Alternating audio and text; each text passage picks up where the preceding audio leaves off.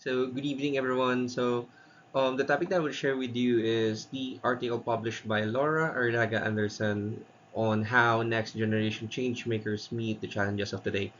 This focuses more on the three case studies on how these social entrepreneurs, as listed down here, were able to address social challenges through technology and social innovations.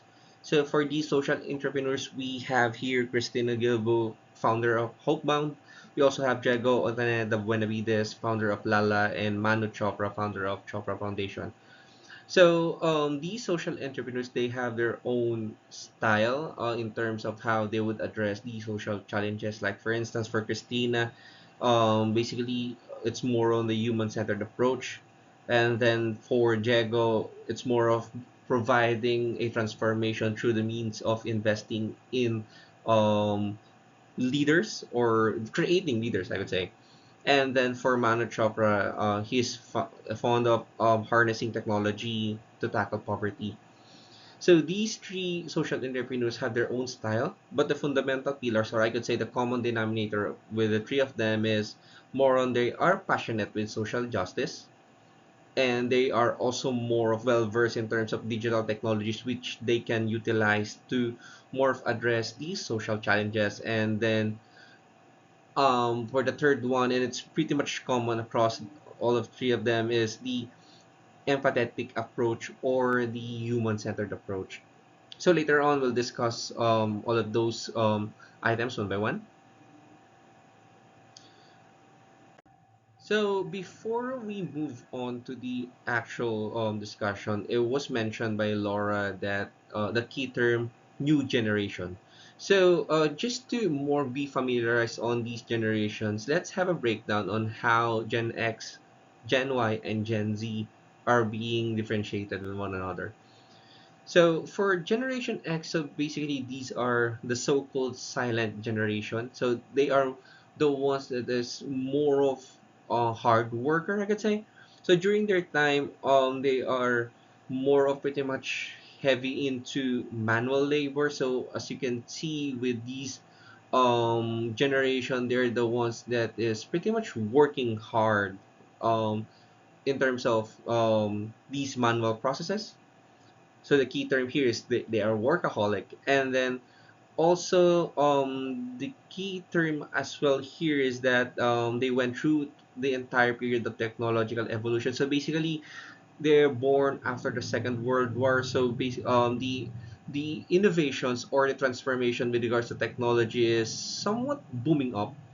So they're the I could say the first guinea pigs on how the technology advances. So it's more of a trial and error on their part. Second one, we have here Generation Y, or the so-called millennials. So they're born between 1982 to 1994.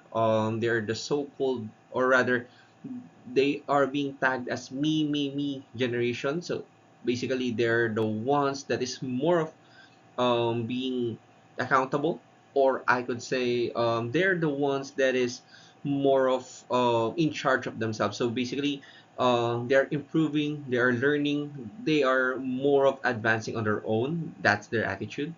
Digital natives. So during this period, this is the time that the technology, or rather the advancement of technology, become rather sped up. So meaning to say, advanced, or I could say that innovations in terms of technology is more of more advanced as compared with the ones being used or utilized by the previous generations. So as far as the attitude is concerned for this one, for particularly for millennials, they're the ones that are not satisfied with the world around them, and they're ambitious to more of achieve their goals. So basically, as I said earlier, me generation. So they want to achieve. So they want to more of um they're ambitious and they want to achieve their goals on their own, and then they are pretty much more focused on these goals to be achieved specifically by them. Lastly, we have here Gen Z, or the so-called Zoomers. So they're born between 1995 to 2010, Centennial generation. The tagging here is that they are the master of technology. So as compared with millennials, this period for the Zoomers, it's pretty much advanced because the availability of information is quite more accessible as compared with the millennials generation. Internet is everywhere. Information is everywhere. You can just click and download it in from the internet. So social media platforms are versed across or rather globally. So it's just a matter of one click and then you can access everything. So in terms of their traits, it's more of they give more. The term here is that they give more of a voice to social causes on the internet. So another thing, or rather, a slang that we are used for Zoomers is that they're more vocal in terms of their emotions, in terms of their perspective, and they're more of expressing these items via social media platforms. So as you can see, the I think the one of the critical, or I could say, um, it's more of the uh, active discussions that is being joined by these Zoomers. Is, for example, they have this idea in the internet, like for example, election day or some mismatch in their beliefs. So you can see the comments are everywhere in the internet. They have their own sites. They have their own um, discussions. They have their own comments. So they're more vocal, and it's more of they want to achieve these changes or these goals as vocal as possible. That's their personality. So we break down these generations just to more of show what are the traits or what are the possible traits of those three social entrepreneurs that we just discussed or just we just introduced earlier on. So later on, we'll discuss how they manage to more of um, address the social challenges using technology and social innovation. So for this one, we mentioned earlier that for those three in social entrepreneurs, they are more one of their common denominator is that they are more focused and passionate in addressing social justice. So here, just a quick digest on what social injustice means. So, from the term itself, social injustice, let's more of part the term into two words: social and injustice. So for social, basically it's synonymous with community, group, general, societal, public. And then for injustice, we have here inequality, discrimination, unfairness, inequity, unjustness. So if we're going to mix these both terms here, it's more of defining a disadvantage or a different treatment to a particular group. So it's more of how we more of expand and explain the term social injustice. So for example, for the minorities or for some other small groups, they encountered or they experienced discrimination. So, or for example, for the other ethnical groups that right now they are still more of experiencing some bullying or some the right term is discrimination. So that would be one of the key factors or that would be one of the um example for social injustice, and this particular thing is the one that those three social entrepreneurs are addressing to. So we also, or rather, it was mentioned earlier that those three entrepreneurs are pretty much inclined in utilizing digital technology and social innovation in addressing those social challenges. So let me just give you a background or a comparison on how things changes for the past few decades, I could say. So before, During the 90s, information transfer or the information flow from the source up to the end users, meaning us, the readers or the general public, we are utilizing snail mails, telegraph, television news, radio, newspapers. So basically, these are the primary means of communicating with the general public. So this is the general way on spreading news, spreading information across a certain location or across the globe, I could say.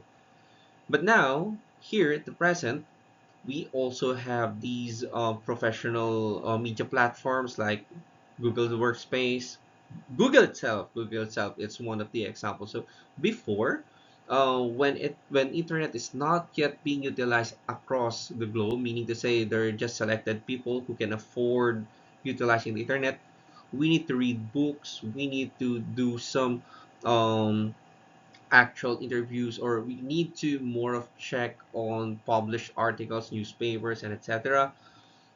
before we can obtain various information. But now it is just one click, one search in Google. You can just type in whichever you want. Like for instance, before, if you need to more of obtain a particular step on how to prepare a specific meal, you need to buy a cookbook, or you need to check on some other recipe books, I could say. But now it is just one click and one search away from the internet. So we also have here LinkedIn, Udemy, Coursera. So basically, these are the platforms that provides web-based learnings and are also some fruitful articles that we can use professionally. Before, trainings are conducted on a manual basis, meaning face to face. You're being grouped in a certain place, and then you discuss everything on a specific topic. But now, with the widespread use of internet, you can just do it online. So aside from those, we all discussed the first part as the professional part of the information transfer. We also have as well the social media platforms. So we have Instagram, YouTube, X, and Facebook. So um, I think this era is more of I could say one of the creation of this era is the birth of influencers. So these are the set of personalities that it's more of provide some of their insights, comments through the use of these social media platforms. So they are more of the thing is that they also have their followers, or I could say those avid fan that is um more of waiting for them to upload or provide some new videos. So that way can provide as well information transfer, which has a positive and negative impact, because positive, they can provide information that is helpful to the general public, and the negative side, if that information is not validated or not being um checked, or the thing is so called fact check. So the problem is that a misinformation is being spread across the public as well.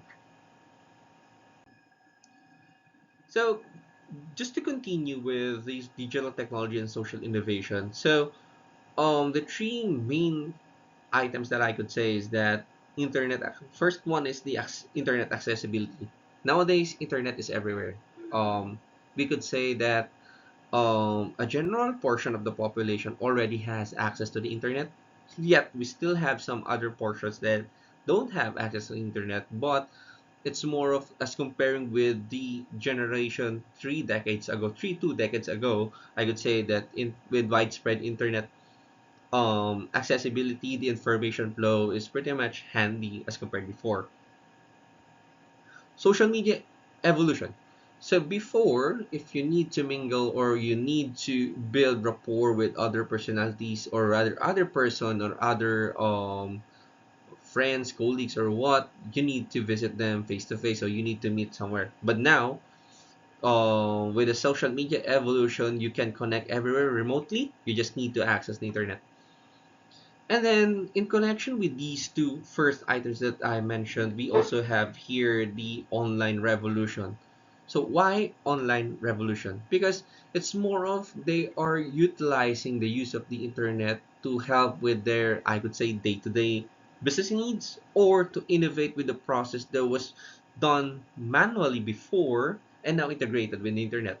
So for example, we have here online farm to market distribution process. So before, farmers are more of growing their crops, and then the problem is that they were not able to market these crops due to some information barrier. Like imagine you are 15, 20 kilometers away from the city, and then you need to go physically from the farm going to the city just to more of deliver the goods and sell the goods across the public. But now with online farm to market distribution process, they are more of connecting the farmers to the buyers remotely through the use of social media platforms or any tool that is being integrated with the internet. We also have here online consultations. Before, if you feel bad about something, like for instance, you feel sick or you feel something unusual, you need to go to the doctor just to obtain consultations. But now, you can just one dial away, have a video call conference with the physician, and then the physician can do a high level check on you, and you don't need to go to the clinic or hospital just to have the consultations, because at least at the very least these can be addressed by online consultations. Online classes, before the pandemic, or rather before, in general, we have these we have to, some in some places they need to go for at least 5 to 10 kilometers before they went through these other schools. But now, these classes can be delivered online. Job interviews as well. So if you're applying for a job, before you need to physically go, or you need to physically be present in these companies when you do apply a job. Interviews are done face to face. But now, with the online revolution, these job interviews can be done remotely. We just need to access the internet. So these are just some of the examples that we cited, but some of these are pretty much correlated on how the three social entrepreneurs managed to build social innovations with through the use of digital technology. So, just to drill down their approach on how they were able to address these social challenges, let's break down here Christina Gilbo's Hopebound. So basically, Hopebound is the organization Christina founded.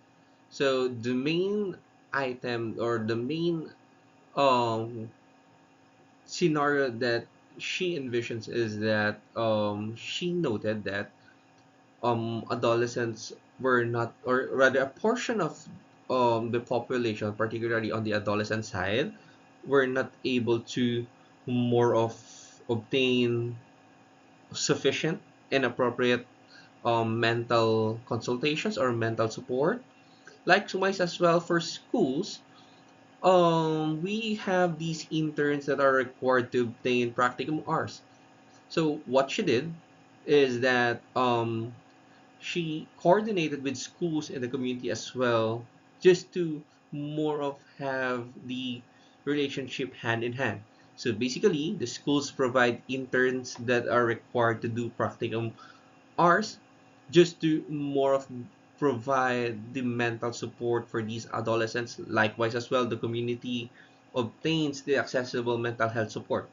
So before, it was not being considered. So it's just status quo, being it is what it is. But now, with the help of Hopebound, schools were able to provide through the help of Hopebound, interns that can cater to these adolescents to provide mental health support as well. And then, as far as the school is concerned, their interns were able to acquire practicum hours, which they can use when they graduated and have their professional licenses, I could say.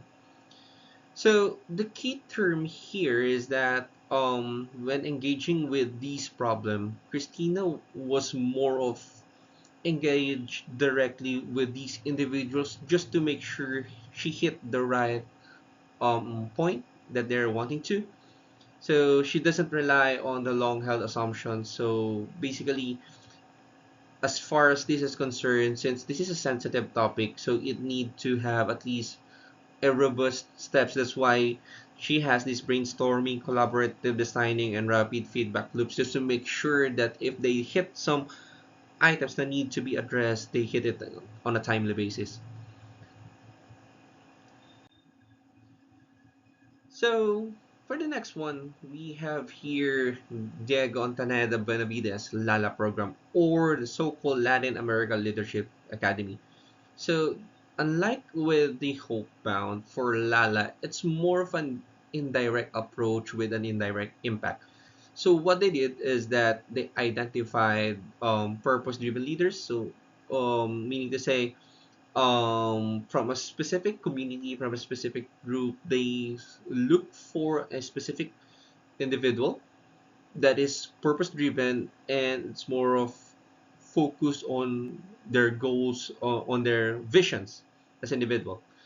So what they did is that they equipped these leaders to reform these social changes. So meaning to say, they check on them what they really need, what they